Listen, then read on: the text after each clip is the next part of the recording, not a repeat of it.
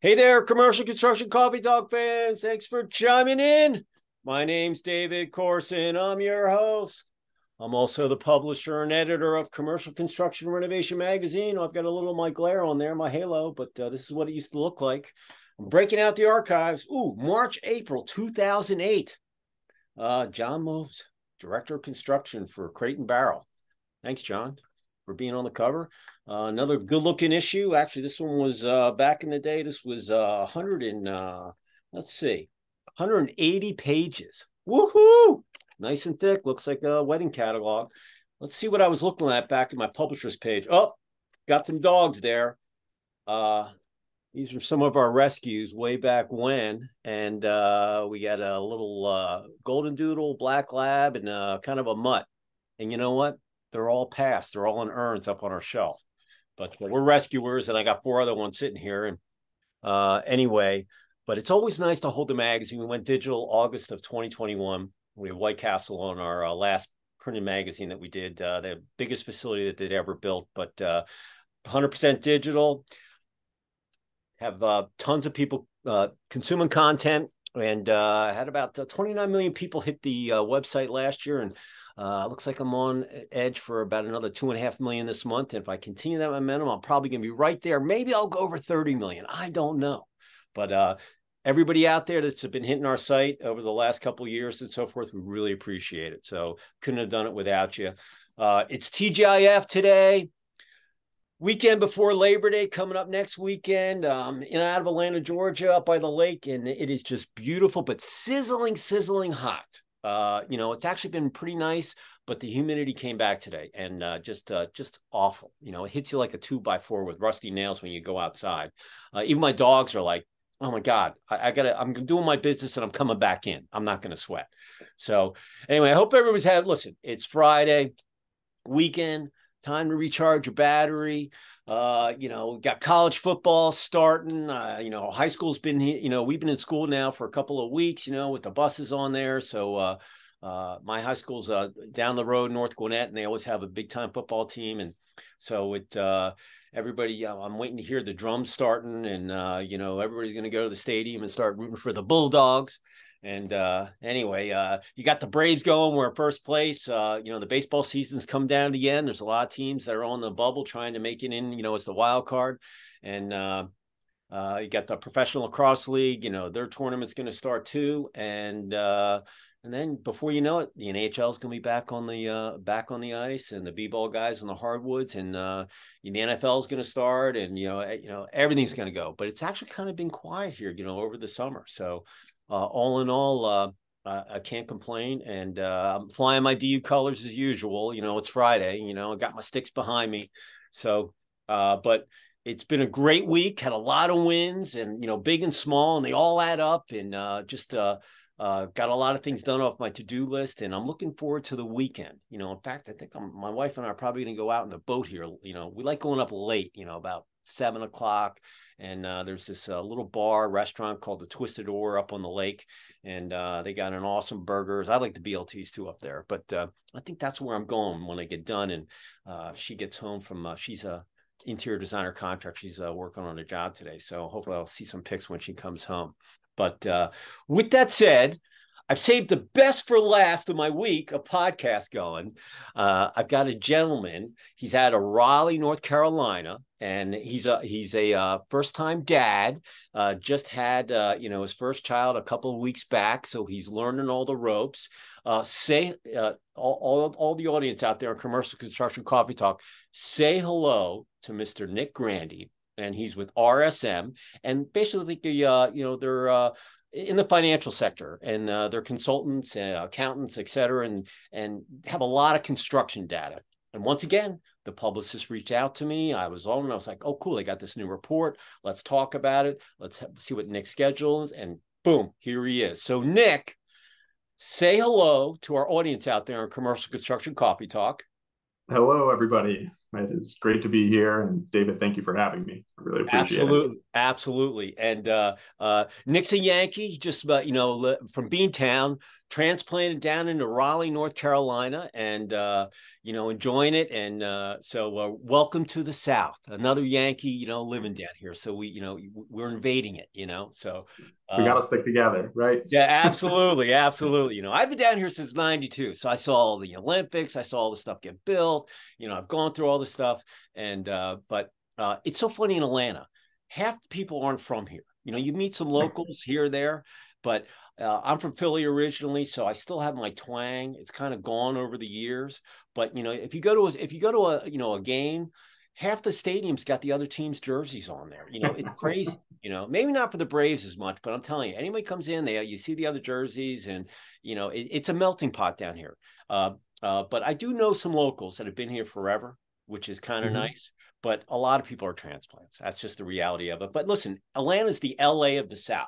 Okay, every Fortune 500 company's got a headquarter down here, and we've got Delta, and you can go anywhere in the world if you want from Delta, nonstop, and It's the world's busiest airport, right?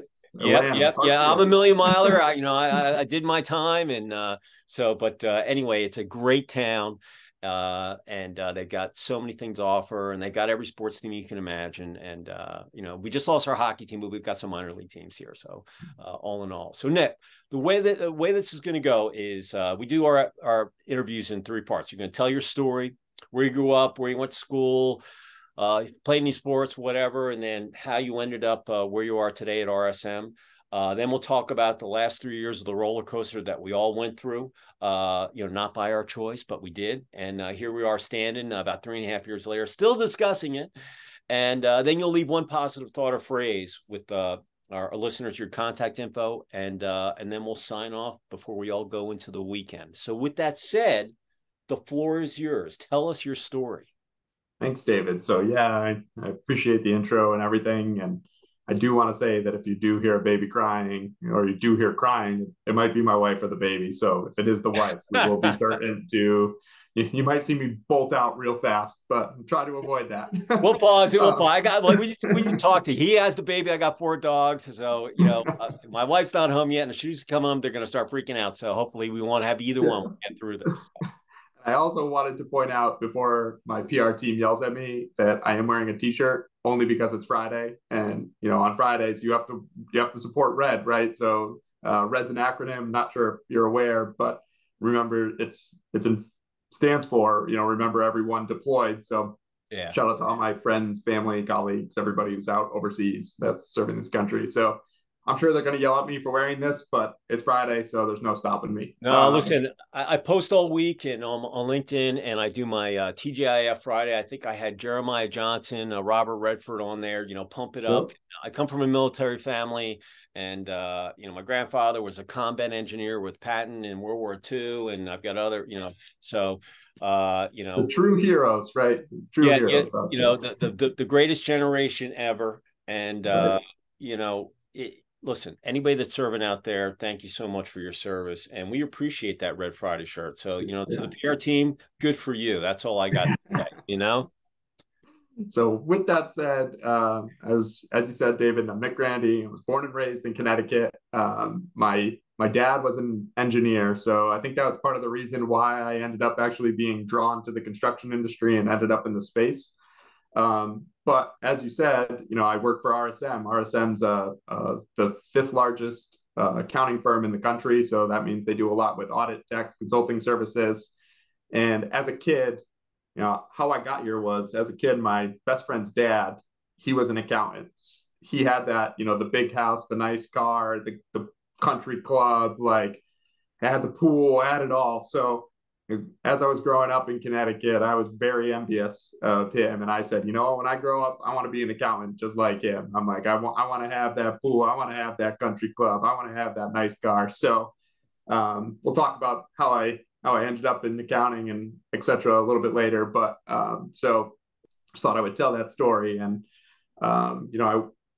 in Connecticut, I was a big golfer and big skier. I played a lot of golf, as you can probably see from my background. Been a big part of who I am. I ski a lot.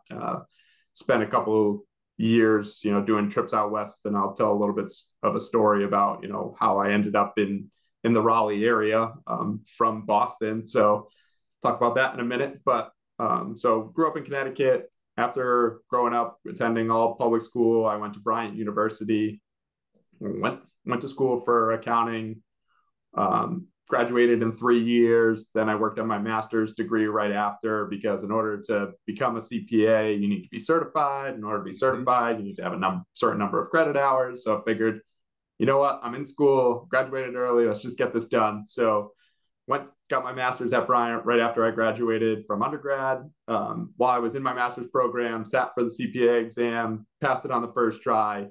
Was awesome, right? Not a lot of people do it on the first try. So I was really proud of myself for doing that. But after college, I moved to Boston. So I started at RSM.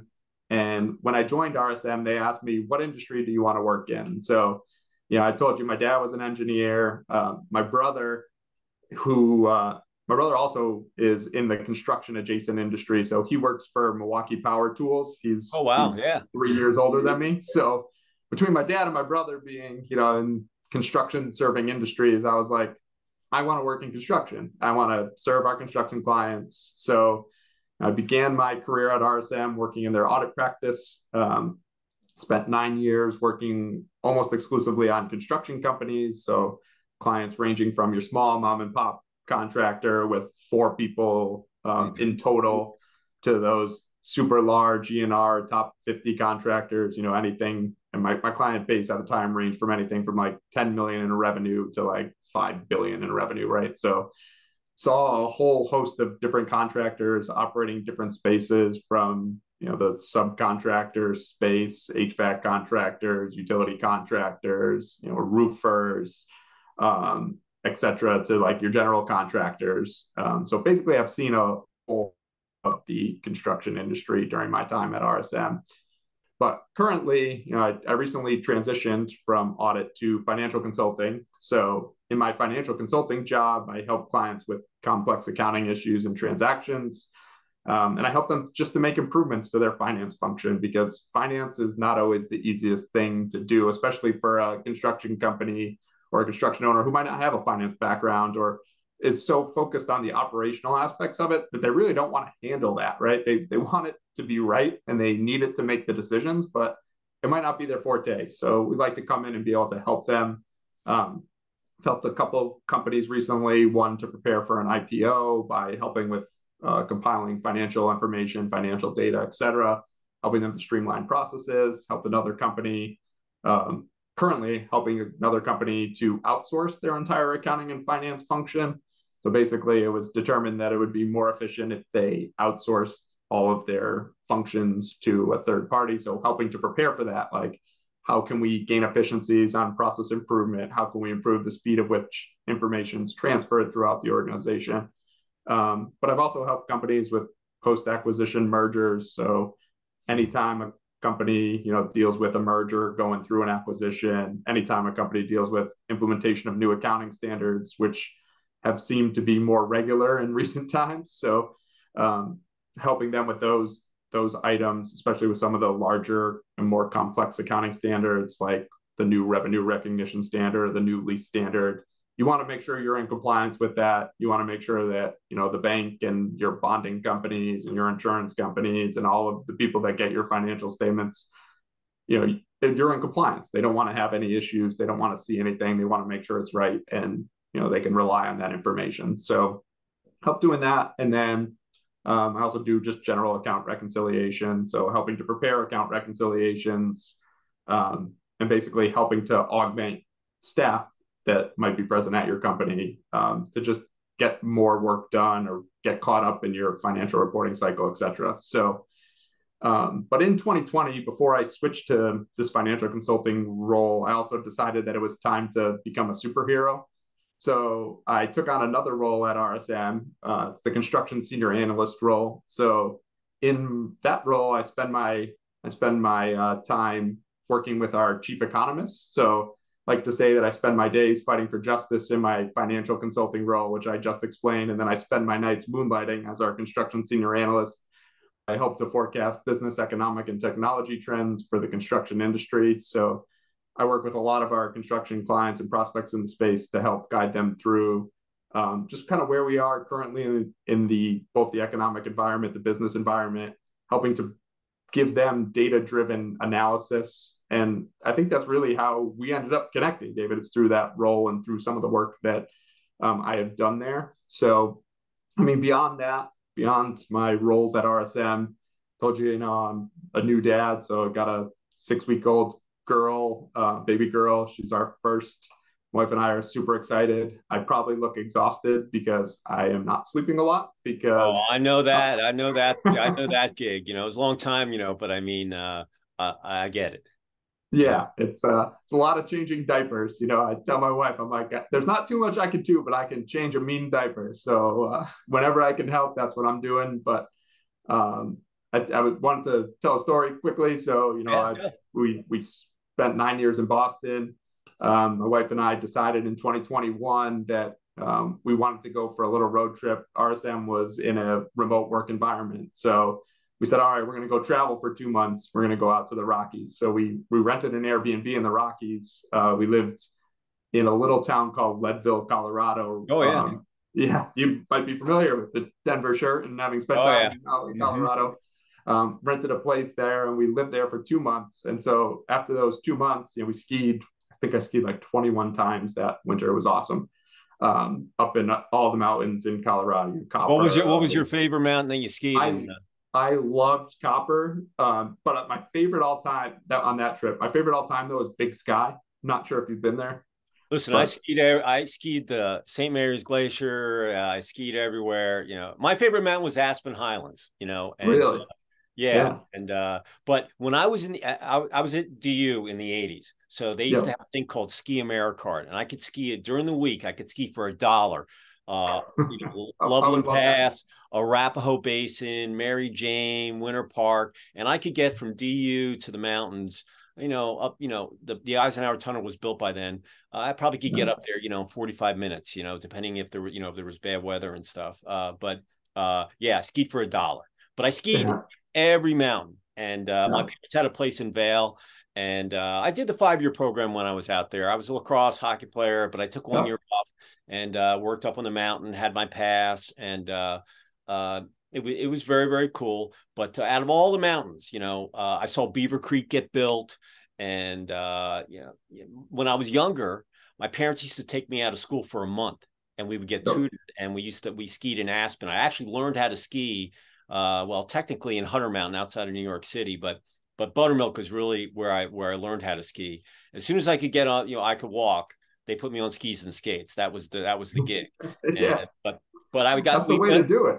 Yeah. There's no other way.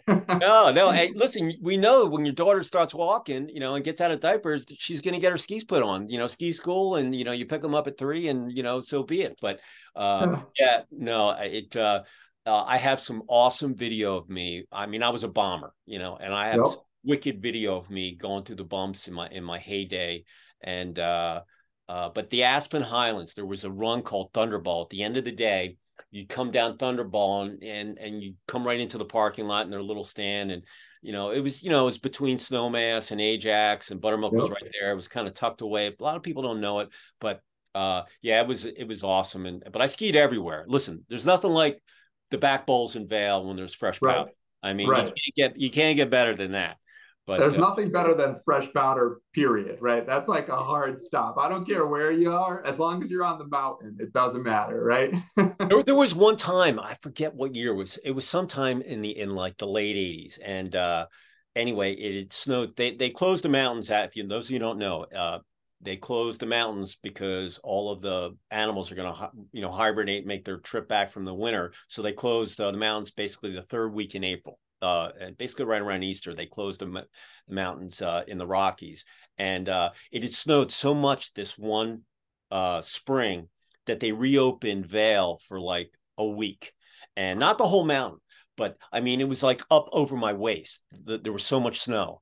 Yeah. And it was amazing. I mean, it was probably the coolest thing that I ever did, other than skiing the glacier. And I was a fraternity guy in SAE, so we all had to, everybody had to go up there and do it. But during my college days on the weekends, I mean, I used to have my fraternity brothers. I mean, there must have been like 20 people sleeping on the floor. My mom didn't care, and we all get up and ski party, and I have some fun memories. But yeah, Copper, very very cool. Yeah, my favorite out there, I think, in Colorado. I mean, in terms of that location, but overall, I'd say Big Sky. I just love it out in Montana. It's fantastic. So, Yeah.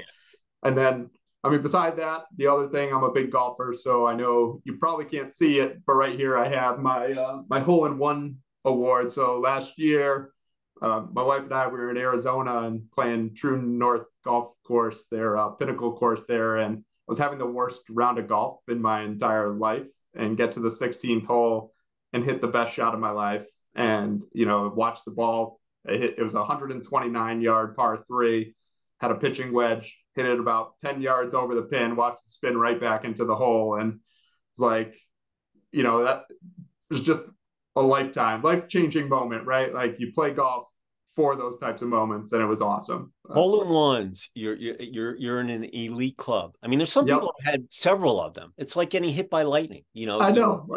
How? Yeah.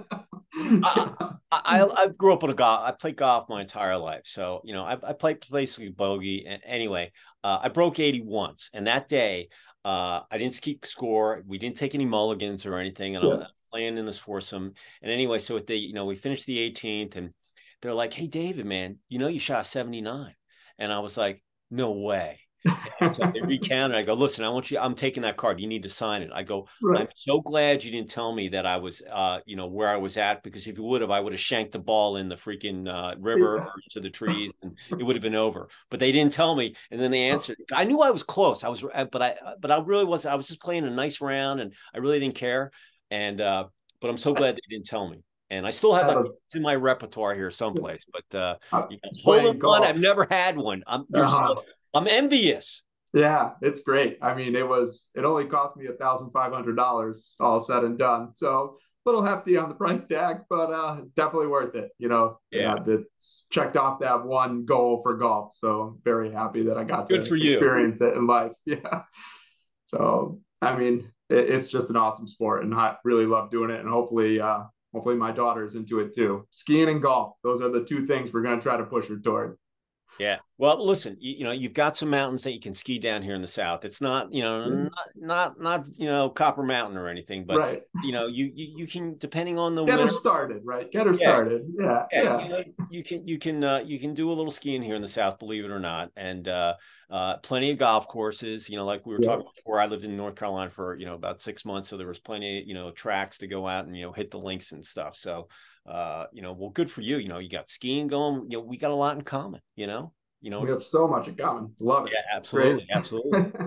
So when your publicist sent me the press release, I was going to say, let's transition, talking about, the last 3 years, but you have a construction report that you guys just came out with that, that was in that release that they sent me. And that's what kind of caught me, because everybody right now is in construction. You got the labor shortage. If you can find PMs or superintendents, you still have, some supply stuff, depending on where it's coming from. And everything is, you got to live and die by your budget. The other thing I was going to tell you is that I always tell people that go into business, if they're entrepreneurs, there's 3 people that you have to have the same vision as you. You want to have a doctor who's going to keep you healthy. You got to have a CPA, so you don't, you keep the Uncle the tax man happy. Yeah. Yeah, the tax man happy. You got to have, and you got to have a good attorney. Okay. Yep. So, those 3 people are crucial to operating. I don't care if it's a public or a private or, entrepreneurship, those 3 people are very, very, because without your health, you can't work. Right. All the legalese that comes in, it's just crazy. And, all these frivolous lawsuits that, that can happen to you, who knew? And that CPA thing, listen, you gotta have, listen, as an entrepreneur, every day I get up, I look in I go online and see what's in my kitty, so I know it's in there. So, and There That's are two certainties, right? Death and taxes. So yeah. you you need Yeah. that CPA to help you. So let's talk about like the last 3 years. So March 2020, Mhm. the beginning of 2020, we're booming, low unemployment, cranes all over the place, booming economy. March comes, everything comes to a halt, depending on what state you were in, to determine, what was going on. Here in Georgia, we were the first state that really kind of opened up, and watch these other projects down the road, going in, and they put all the, safety precautions in. Talk about how your company, knowing that, you're one of the big, the big five, in that accounting, construction analyst kind of gig, that how your company weathered the storm and helped your clients, and maybe any new services that you're coming out with that you think some of our listeners out there in commercial construction coffee talk might find of interest. Yeah, I mean, there was a lot that happened, right, from a finance, accounting, government regulation standpoint. I mean, between like PPP loans, between employee retention tax credits, there was a lot of government regulation that came out to help businesses. And so, what we did during that time, aside from, hey, everybody gets Zoom and everybody, gets all their technology, equipment, et cetera, to be able to work remotely, what we really try to focus on is what is the government doing and how can we make this beneficial to our clients. So, we put out guidance on the employee retention tax credit. We put out guidance on PPP loans. As things were coming out, we were trying to, read it as fast as you can and digest what's happening, and then be able to turn it around and say, okay, here are the 5 industries, or here are the clients that could be impacted by this. Like, let's make sure we get in front of them and talk to them and share, hey, like, you should probably go be taking a PPP loan based on our understanding. It'll be forgiven. We think that you have this much of payroll covered under this, and you'd be able to benefit. Or saying, in 2020, late 2020, when the employee retention tax credit was a big focus, and that came to fruition, saying, all right, so you took your PPP loan. Is there still money there from an employee retention tax credit standpoint that you can take advantage of, that's all within laws and regulations, right?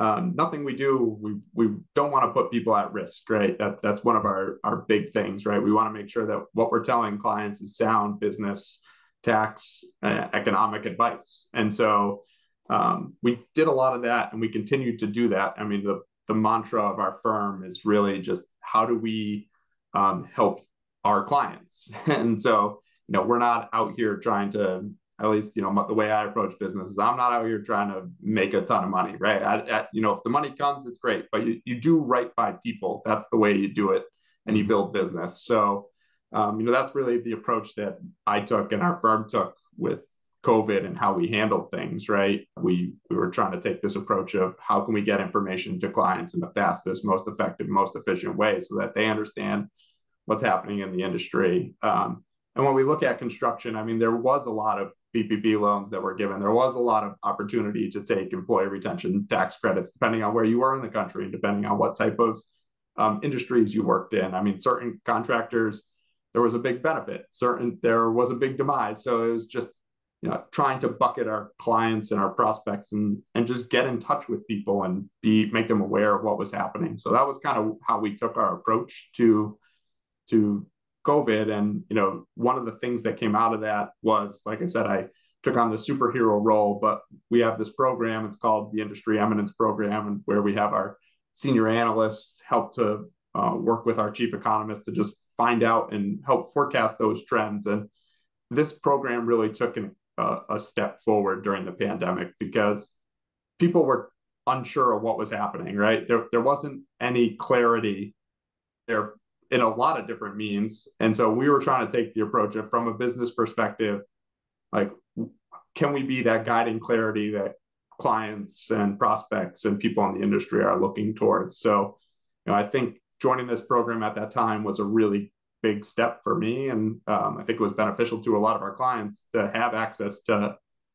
us, who were out here doing that research, spending the time at night looking at, what is the tax laws? What are the PPP laws, and what are those impacts, and how do they translate from government regulation to industry, and how's it going to impact our clients on the back end? So that was kind of the approach that we took and how we handled it. I mean, we're still not fully back in the office. I don't think I've been to an office since March 2020, but that might be Yeah. I think I've been to a couple, but I don't know. Yeah. My memory gets a little foggy. It's the lack of sleep, like we said. It gets to you Hey, you got 6 weeks ago. you got a good excuse. It's okay. I'll tell you, I knew so many companies that did PPP.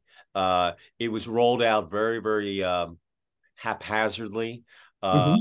A lot of banks didn't really know what they were doing, and in my opinion, but Yep. it was definitely helpful to a lot of companies, and that got them through. So I'm glad that it was there. The ERTC, I actually did a podcast on it.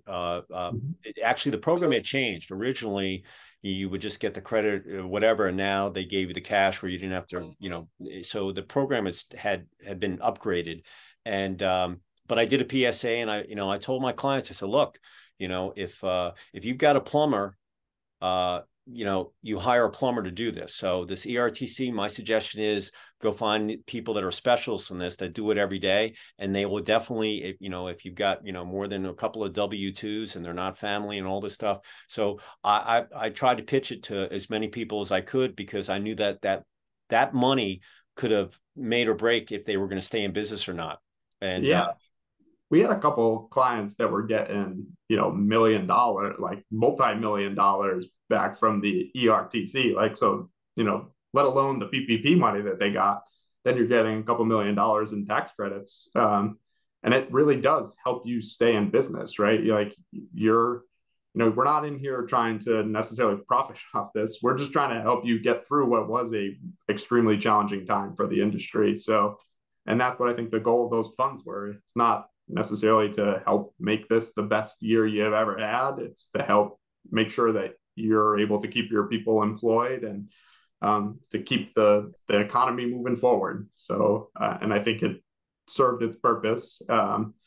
So it did what it was supposed to, which was great. Yeah, there's actually still some money left in the ERTC. I don't know how much left, but I mean, there's still money out there. So listen, if you have not gotten your ERTC done, like I said, my CPA, these guys have meetings every day. I mean, so I've been with them for almost 25 years. So when they told me, it's like, hey, do this and you'll get this credit and whatever. And then they changed it. Now you actually get cash that you don't have to reimburse to them. And it's not like the PPP. But you do have to give your records, and it takes about 6 months or so for you to get those funds, but it's well worth it. So if you've not done the ERTC and you haven't done it, I don't even think I have my affiliate link anymore, but listen, reach out to Nick when he leaves his contact info at the end of the episode. And if you have not done it, okay, right. Let this specialist tell you how to do it, because I help so many companies that to get money, whether they were big or small, as long as you have more than 2 W-2s and they're not family related, you have nothing to lose by letting a specialist look at it. And because eventually those funds are going to run out, and I don't know if they're going to redo the program or not. It's hard to say, Right. but it really was an awesome program. I'm actually pitching R&D grants right now. Which is another thing that just came up, and so I'll be doing a podcast on that. Another PSA, as I learn all the little intricacies, the in and outs of it. But that's another really great program for people that want to be innovative and that want to come out with new things, and they can help you do the research and the government, look, they always take very, very slow giving back, but the ERTC, the PPP. It was really cool. And this R&D grant thing that's out there right now. These are all really cool things. So if you don't know about it, talk to a specialist, whether it's Nick or you can reach out to me or whoever. Yeah. Information's power. If you don't know, ask, and then you'll know. Right. And right. And I mean, that R&D credit ties kind of nicely into the report that we sent. So, our latest report we were putting out was just an outlook on kind of where things stand from a construction technology standpoint. And as we were looking at trends in the industry, we saw there's a lot of money that's going to be flowing into the industry, right? We got $1.2 trillion from the Infrastructure Investment and Jobs Act. You got $280 billion from the CHIPS Act. The Inflation Reduction Act it's a little unclear how much was actually there, but people are, the estimate that we've seen is around $500 billion from that. And the construction industry stands to benefit from all these, but when you look at productivity in the construction industry, it's actually been kind of stagnant over the past like 15 years. In the report that we put out, we were looking at since 2006, how has productivity grown in the industry? And the Bureau of Labor and Statistics tracks 4 different sectors within construction: single family, multifamily, industrial building, and then highway and street productivity. And the one that had the biggest gains was that highway and street productivity. And it was an 18.4% gain in total over 15 years in productivity. And it's like, you compare that against manufacturing or against the rest of the economy, and the economy's productivity was growing at 2.8%. Manufacturing was growing at 3.6% per year. Construction's growth rate was like 1% per year. And so, when we're thinking about what companies can do and how they can make improvements going forward in productivity, and using that R&D, looking into technology to make improvements, this is an area that we see a big opportunity. The productivity levels in construction tend to be low from a variety of reasons, but one of those is the failure to invest in new technology. We're seeing and we're hearing from a lot of the tech companies that we work with that there has actually been a pretty big push in the VC space, and the capital flow has actually grown substantially in the construction technology space. So in 2014, there was about $1.4 billion in capital raised for construction technology companies on 136 different deals.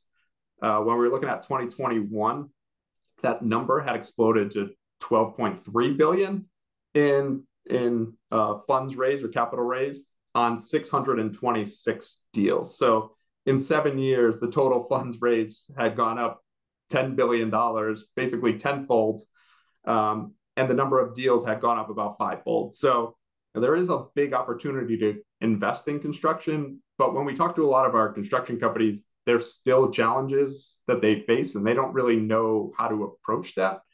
They face the challenge of there's a huge industry fragmentation. A lot of construction companies are super small. Most have less than 10 employees. The margins are super thin, right? Average operating margin for a construction company is somewhere between 3 and 7%. Average IT investment is the lowest out of all the industries that we track, which came in at 1 to 2% of total revenue. So average IT investments average IT spend in a given year as a percent of revenue is 1 to 2%. The average for most industries is 3 to 4%. So, the construction industry has a long way to go to make these productivity improvements. And so our report was really getting at, like, how do you go about an investing contact? And we really break it down to 3 things, right? 1, you need to figure out where you currently are.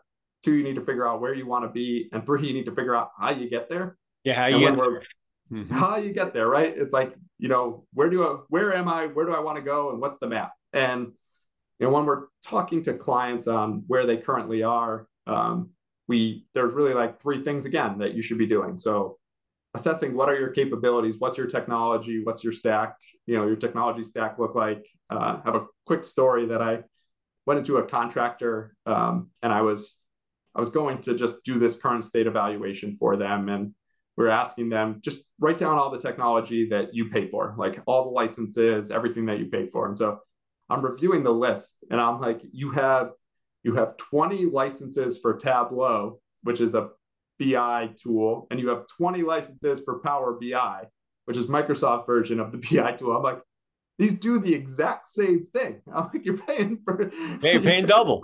Yeah, you're paying double. And it's just, having that assessment and looking at it and saying, what am I actually paying for? That is helpful in a lot of ways to say, am I using this?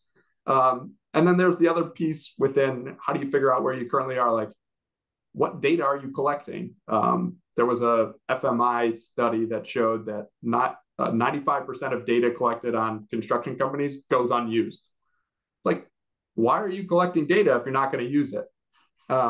And then the other piece of it is, how are you using it and where are you using that? So, The other big challenge that I see with current state for a lot of these companies is they're all using Excel spreadsheets. I don't know how many times I talk with clients and it's like, I keep my estimates in this Excel spreadsheet.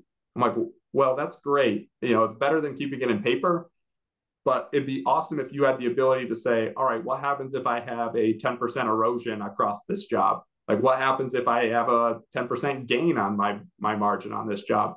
What happens if, X, Y, and Z happens? And Excel is very limited in the ability to do that. So having other tools and putting it in other systems and other technology that allow you to make those types of decisions and perform that type of analysis is really important.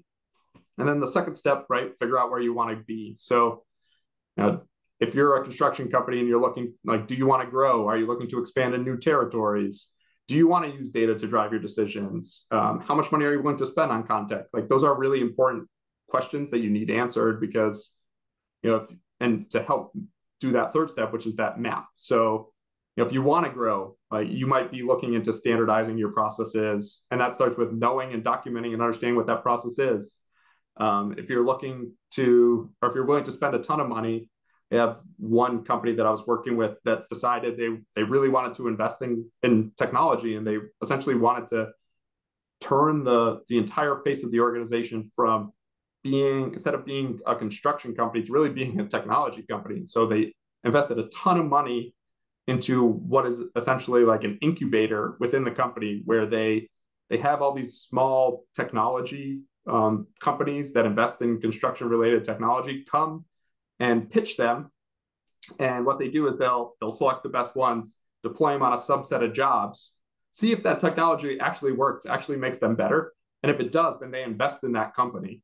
So then you become an owner in that company, right? And this is a super costly, expensive way of doing it, but it's one way to get involved, to become invested in contact. So I really like to tell people, like, you can do this a whole bunch of different ways, and you can invest in technology in a lot of different ways. Like I was reading about Textura when I was putting this together, the billing application. I'm sure you're familiar.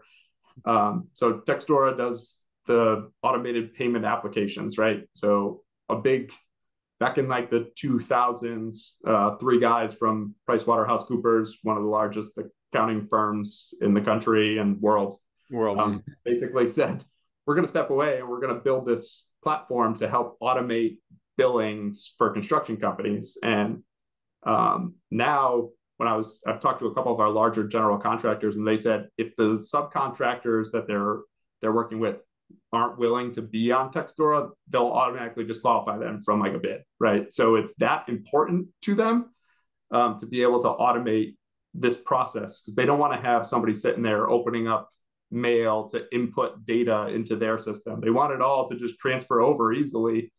And one of the clients I was talking to said, by moving from manual to like a manual process to using Textura, they were able to reduce the need for accountants from 3 full-time accountants per project to just 1 per project. That's 3 accountants. You're losing 2 accountants per job. And we're in this environment, like we said, where labor challenges continue to be an issue. And to be able to gain an efficiency like that is huge. So, when we're looking and talking about construction technology and contact, I think there's a huge opportunity ahead. I would really encourage a lot of companies to look at what they can do to be a part of that. Like, you don't need to create a venture capital firm within your company to be able to invest in contact. You just have to be willing to make change and make that continuous improvement. The quote, one of the quotes that I've seen is from Vincent van Gogh, and he says, "Great things are done by a series of small things brought together." And so think of that, as you're building your contact investment, right? You just use those small incremental changes, and they can lead to a huge opportunity or big change down the road for your company. So I think there's a huge opportunity in that space, and it's really passionate about it. And I'm excited to see where construction technology goes, because I do think there is a big opportunity going forward in that space. Listen, I kept my family's been in construction since 1888. They've been in demolition. And, I spent my days growing up at the scrapyard. Lived just 15 minutes west of Valley Forge outside of Philadelphia. And, it's fifth, sixth generation, and my cousins are running it. And, but, when we all got our driver's license, we all had to go spend our summers, getting up at the crack of dawn and working for my Uncle Frank, the super, in the scrapyard. And, um, uh, but myself, I build this magazine. I used to do with paper, ink, and editorial, etc. Now I do it digitally, and I've spent the last year, learning everything digital that you can imagine. From AI to doing clips, TikTok marketing. I mean everything, and I thought I knew a lot, but I didn't, and it's made, and I'm in this class right now, and I've got a couple classes left, and it's mind blowing how much money I've left on the table in my business. And but all these things that I'm in a platform where I can, I have all these, I'm a digital guy. So, I've got this plugin, I've got that, and, but now I have one login, and it's taken me time to push everything over. But now everything is intertwined and it's on one platform. And the data, I'm addicted to data. That I can't get enough of I it. am too. Yeah, I'm addicted to it. So, I still use spreadsheets, simple stuff.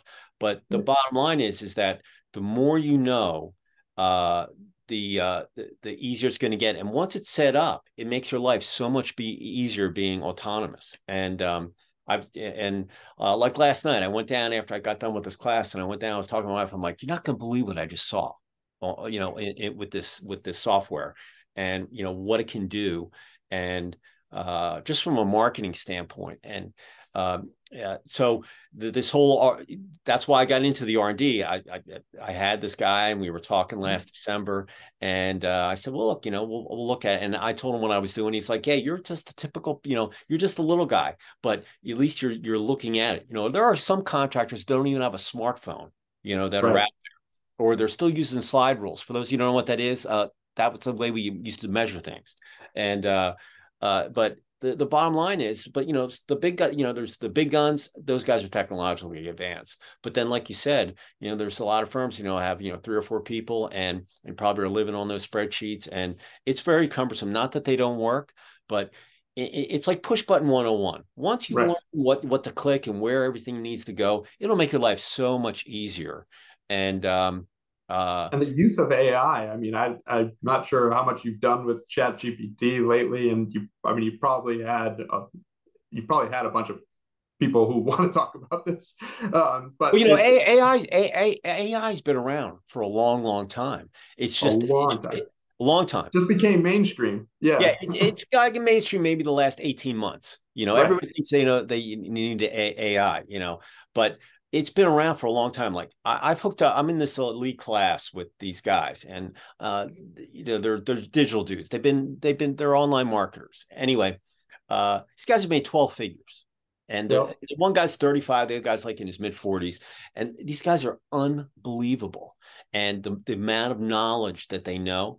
And I get on these classes, and and I'm just blown away of what they can do, and they make it simple. It was the other night they showed me this. They were using the software where I can go in, and whether it's a 10-mile radius or 100, or nationally, and I can look at where my ranking is on Google, and then you can look and see what your competitors are, and it's a simple little thing. Green is go, red is bad. You're stuck at the red light. So you can Yeah. look at someone and say, look, you want to be green, you don't want to be red. And these are the things that you need to do to get you there. And I can help you, or you can try to do it yourself.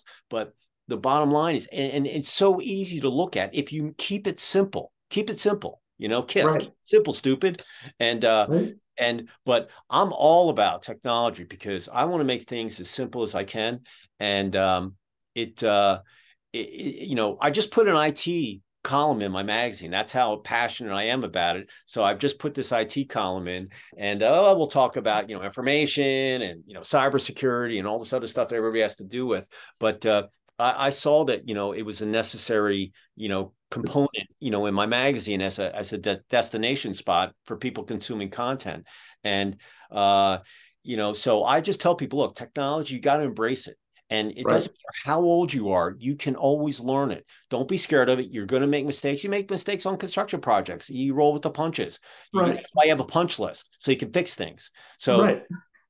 but technology is the name of the game. And AI, like I just did my living wills. My son's moved out. We had to get them updated, and my attorney's like, I'm like, no, I'm going to do it on AI. AI can do Right. it for me, and I'll get it notarized, and it'll be legit. I So, have it curate my grocery list for me every single week. I tell it, here are my parameters, and I say, here's what I like. I'm not a big fish eater, so I tell it, make 5 dinners for 2 people, and uh-huh. like, I don't, one of them doesn't like fish, and then it curates the entire list. And I say, okay, now put that in my grocery list with like, here's all the recipes that you'll eat, and then here's the list of all the products you need to buy. And then I'll tell it, okay, I like, great, here's the list. And I go through, all right, I have that, I have that, I have that. So like, then I'm just down to, okay, I have these 10 things. And then I tell it, send me the recipes. And it's like, it's all there, right? I don't have to think about what I want to eat anymore. I just have it tell me what I want to eat, which is a little scary because it might be telling me to eat things I shouldn't be eating. But, Well, that's the thing, like that's the thing about AI. You teach it how it learns from you. So the more right, you input in it, the better it gets at it. And listen, there's some biased ones out there. I don't get into all that stuff. I'm using it for what I want it to do. And right, like I have people all the time send me content, and I'm like, look, I know you're using AI, but you really still need to use your head. And AI can only do so much. You still have to put bullet points in, and right. but it makes their life so much easier. It can give you such a quicker foundation to do whatever you're doing, and then you can implement it and it can help you. I mean, last night he was showing me. Yeah, we were looking at different categories or whatever, and he pulled up personal injury, and AI just said, we want to know the top cities that have injury, the top 100 cities that do injury, and boom, it was there like in 2 seconds. And then we manipulated for it's just but if you don't, Fascinating. Yeah, yeah. So if you don't use it, you should, and right. it can help. You'd be amazed at what you can do with it. Um, And just the basics. I mean, like you don't even have to get like not even the complex things, right? There's a lot of complex things you can take and you can make it a lot easier. But like just think about those simple things that you could just have it do on a daily basis for you. It's great. It's well, fantastic.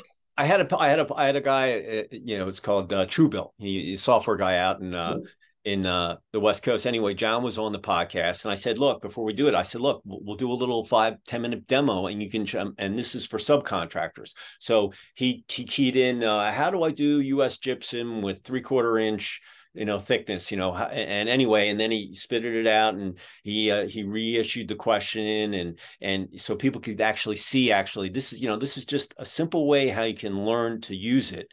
And um uh and it's just through trial and error, trying to figure Right. out. And so AI, I'm kind of a fence sitter. I like being on the fence. It's kind of like when a new phone comes out or a new truck. I don't want to Yeah. buy right away because I know there's going to be bugs in it. So I'd like to have it, be used and then fixed, and then I'm going to be ready to buy. But I want to check it out and try it. I want to Yeah. test drive it, but I'm not going to purchase it until I know all the bugs are kind of, and everything's got, that kind of stuff going on. Everything. Yeah. Everything. So And there's always continuous, right? It's like you fix this problem, and next thing you yeah, know, and the something problem over else. here. Yeah, Yeah, exactly. yeah.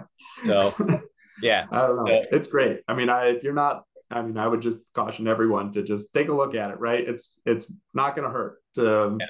And there's to do multiple so. AIs down there. You don't have to use ChatGPT. You can go with, No, there's multiple ones out there. Every day another one comes out. So right, I get press releases every day on, here's a new platform with AI. Here's this, here's that. right. So uh It's fantastic. I mean, it's fun and it's cool to see, and it's great to have that advancement in society to like make it should make your life easier, right? That's the goal of technology. I mhm. always tell myself, we talk a lot about people, process, and technology, and I say it's always that order. Like the people are first. Like you have to have the people in place, then you have to have the process, then you have to have the technology. And when I think about AI, I'm like, oh, everything AI is doing should be to make people's lives easier. Like it's working for us. we're not working for it. And that's what we need to remember. It's like, it's there to make your life easier. So allow it to make your life easier. Yeah. So if someone out there on Commercial Construction Coffee Talk wanted to, bounce some questions off you, whether it's, for the grant side of thing, ERTC, just financial forecasting, whatever it might be, how would they reach out to you? Yeah, you can email me. So obviously an easy one. So it's Nick, Nick .Grandy, GRANDY at rsmus.com.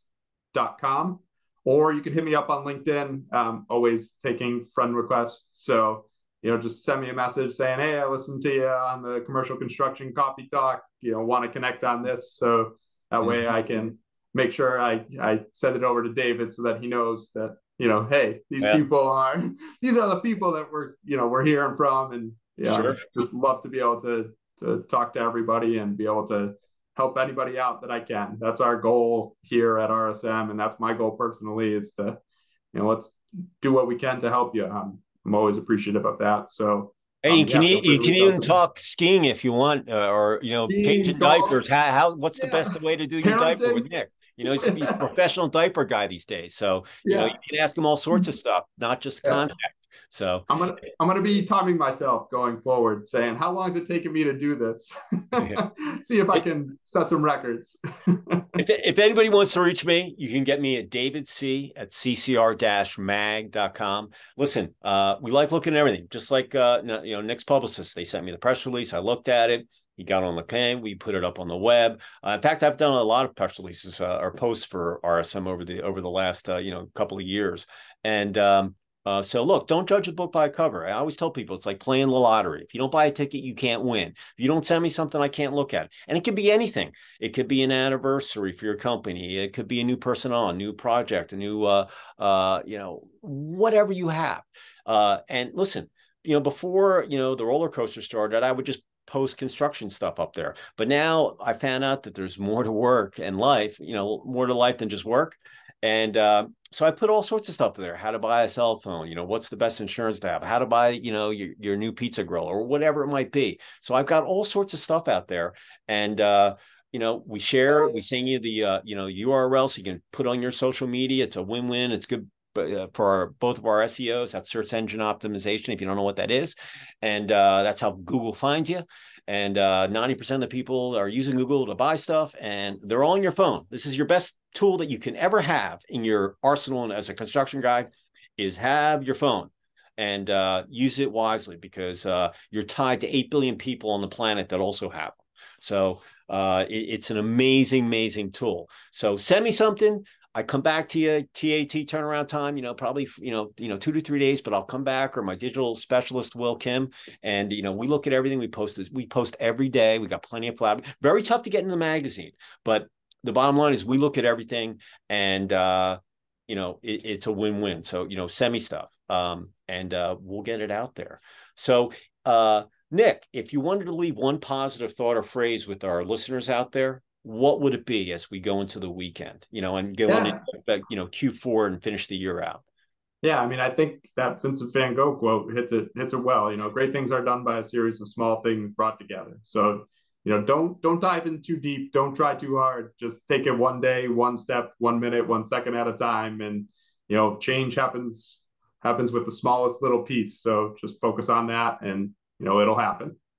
Yeah, I'll tell you, I have my digital agency that I'm building, and, I post every day on there, and I put quotes. So I just put one up the other day: decide, succeed, repeat. And that's what I'm going to, it's kind of just the same thing with technology. Decide what you want to do, succeed on learning how to use it, and then repeat. And your life will be so much smoother. So that's what I'm going to leave with you all out there on Commercial Construction Coffee Talk from me. But I like the Van Gogh quote too. So I'm always like, hey, small wins, big wins, they don't matter. It all adds up. The sum is always bigger than the whole. So don't just because you don't get that huge project, a lot of little ones, they all add up. So I'm right there with you. So with that said, couple things before we end this episode. Number one, I want you to hit the like button. Okay, because we want to let everybody find out about Nick, and if he's learning, if he's going to be the professional baby diaper changer that he is. But hit the like button so we get the algorithm, so people will find this episode, and we really appreciate that. If you're out there on Commercial Construction Coffee Talk land out on the web, that like button is very important to us. And we grow our channel every day. I've got over 550 videos on our channel, and it just keeps on growing. So we appreciate that. So hit that like button. Number two, if you're on a construction site, be safe. Okay. We want you to get home so you can change diapers like, Nick is, all right, or whatever. But we want you to be safe and be able to go out and do it again the following day. All right. Very, very important. Number three, it's still hot out there. Okay. So we don't want you to get dehydrated. When you're dehydrated, you get headaches, and that's when the accidents happen. So make sure you drink lots of water out in the site, and get some of those electrolyte powders and put them in your water bottle or whatever. Drink lots of liquids. You're going to save yourself, because dehydration is just the worst. Okay. And like I said, we want you to be safe out there. So with that said, Nick, pleasure. Listen, you're a ski bum. Hey, maybe we'll talk on the chairlift somewhere, in North Carolina, above Asheville or whatever, a couple hours drive from me in the winter, and we'll go skiing. I would love that. We definitely got to make that happen next time. Yeah. Next time. Yeah, Next no time's doubt. podcast. And it's a great, in the summer, it's a great ride up to Asheville from where I'm at, on the motorcycle. But listen, skiing's only a couple hours away, depending on, if how warm it is, and, if they're doing the snow machines, blowing snow and stuff. But, maybe we'll hook up. But I've thoroughly enjoyed the conversation. Listen, you talk to CPAs and you're like, oh my God, dry, whatever. Listen, I live it. I do my own book, so I'm an accountant, so I get it. I'm just a little guy, but I know how important it is. And like I said, if you're in business, 3 people, doctor, attorney, CPA, and you're covered, you're good. All right. You got to keep your spouse happy too. That's most important. So anyway, listen, it's TGIF. Like I said, the weekend's upon us. Relax, clear your mind, get rid of the negativity. Stay positive. You got the short holiday week coming up next week, and then we're all going to come back, and before you know, it's going to be Halloween, Thanksgiving, Hanukkah, Christmas, and boom, this year's going to be over, and then we're going to go into 2024. And it's been a wild ride in 2023. I mean, it's just been crazy. I mean, every day I get up and I'm so mentally drained of everything that I've learned, and I stay away from all the news and all the stuff that I can't change it anyway. I can't change the weather. I just got to roll with the punches. But I'm telling you, it's an exciting time to be alive, in the world today. There's just so much going on, and there's a lot of positive stuff. You just have to find it. And, I always look at the glass. I had a guy on yesterday, it's not the glass half, it's just having that glass in your hand that you're lucky, so, like I said, this weekend, clear, mindset is everything. Okay. And with a mindset, you're going to be able to find out how you're going to get there. Because if you have a negative mindset, you're not going to get there. But if you have a positive mindset, hey, you know what? I actually can get this done, and listen, some people get things done quicker than others. But as long as you're moving forward and not looking backwards, you're going to get there. Okay. And I like this one of my favorite quotes, and then we'll close this out, is you'll be so psyched if you start something a year from now, you'll look back and say, God, I'm so glad I did it. But if you don't do it, you're not going to be able to do it. So, well, Nick, congratulations on your baby girl. Welcome to the South in North Carolina.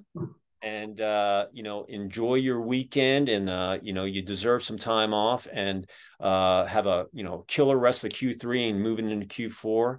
And I look forward to meeting you, no fist pumps. We'll shake hands. And listen, if we don't go skiing, we'll go hit the links. I'd like to see another hole-in-one. I've never seen one in person. So that would be awesome to see lightning strike again, I would love to make that happen. So let's find So with that said, so say goodbye to our listeners out there on Commercial Construction Coffee Talk from Raleigh. Yep. Goodbye, everybody. Thank you again for listening, and thank you, David, for the time. Really appreciate it. It's great no talking problem. to you. And I'm going to sign off from Sugar Hill, just below the Beaufort Dam on Lake Lanier, about 30 miles north of downtown Atlanta, the LA of the South. And we will see you next time on another episode of Commercial Construction Coffee Talk. Nick, thoroughly enjoyed the conversation. All right. I appreciate the time. Take care. We'll see you next time. Ciao.